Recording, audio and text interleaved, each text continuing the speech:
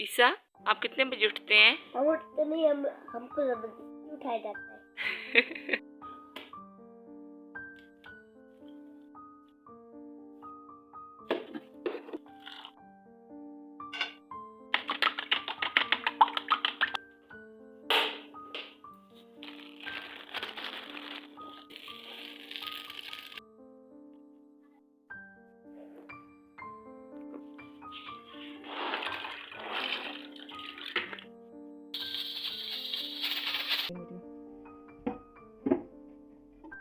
अस्सलाम वालेकुम एवरीवन, क्या हाल चाल है आप सबके? आई होप आप सब बिल्कुल ठीक होंगे। और आज संडे की सुबह थी और मैंने सुबह सुबह ही कैमरा ऑन कर लिया था। काफ़ी दिन से सोच रही थी व्लॉग बनाने का, लेकिन फिर ऐसे जल्दी होती है बच्चों के साथ कि याद ही नहीं रहता। आधा दिन गुजर जाता है तो फिर याद आता है कि आज तो मैंने व्लॉग बनाना था। और आज संडे था तो ईसा तो मतलब आम रूटीन में इसको ऐसे पट के उठाना पड़ता है।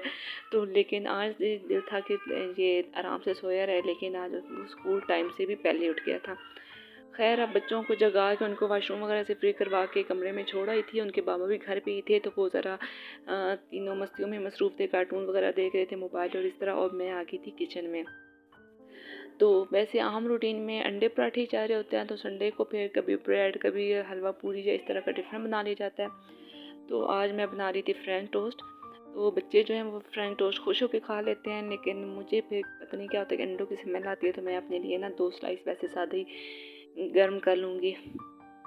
तो आप सुनाएं, आपकी तरफ वेदर कैसा है? यहाँ तो तकरीबन डेली ही बारिश हो जाती है, ऐसे ठंडा मौसम हुआ पड़ा है। अब तकरीबन अप्रैल गुज़र चुका है और मई का स्टार्ट है।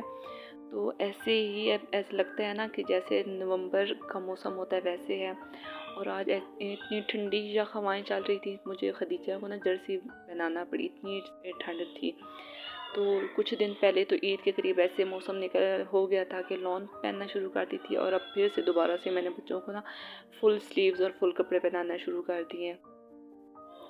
और वॉइस ओवर करना इतना मुश्किल हो रहा होता है कि इस टाइम भी आपको ना पीछे ईसा खदीजा की चीखने की आवाज़ें आ रही होंगी। वो खेल रहे थे और इतना ऊंचा ऊंचा बोल रहे थे, तो मैंने कहा खैर मैं कर ही लेती हूँ, कितने दिन से रह रहा था वॉइस ओवर भी।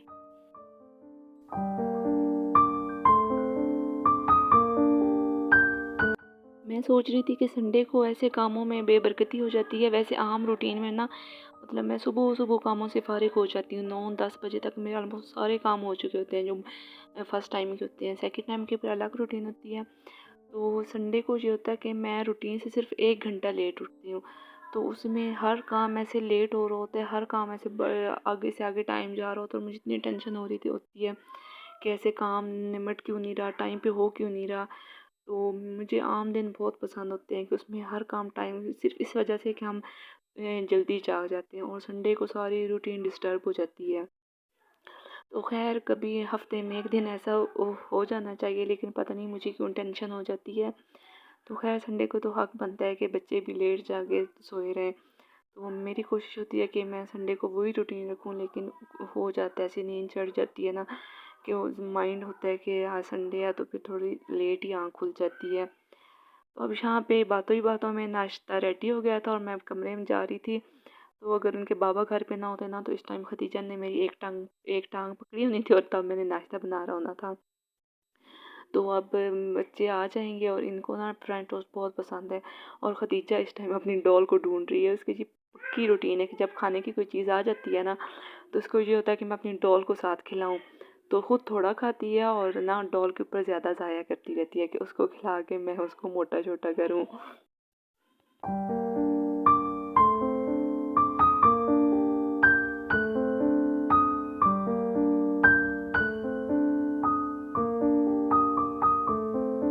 अब नाश्ते वगैरह से फ्री होके फिर मैं दोबारा आ गई थी किचन में। और ये सब चने थे, इनको मैं कुकर लगाने लगी थी। और आज दिन के नाश्ता कह रहे दिन के खाने में पुलाव बनाऊंगी। और ये सारे चने जो है ना, इनको मैंने कुकर लगा दिया था, उसमें प्याज डाल दिए थे। हाफ को ना पुलाव में डाल दूंगी और हाफ की फिर मैं हांडी शाम के लिए बना दूंगी। तो जब तक ये कुकर चलता है, साथ मैंने बर्तन वॉश कर लिए थे नाश्ते के, मैंने रात को ही वॉश कर दिए थे। और अभी मेरे झटपट दिन का पुलाव भी तैयार हो गया। और जब पुलाव तैयार हो रहा था तो साथ ही मैंने हांडी भी शाम की बना दी थी, तो ताकि रात की फिर टेंशन ना हो। तो ये था आज का मेरा छोटा सा व्लॉग, तो जिसमें आपसे मॉर्निंग रूटीन शेयर की और साथ दिन का खाना भी। तो होपफुली आपको पसंद आया होगा। तो दुआ में याद रखिएगा, अपना ख्याल रखिएगा। आप दीजिए मुझे इजाज़त। अल्लाह हाफिज़।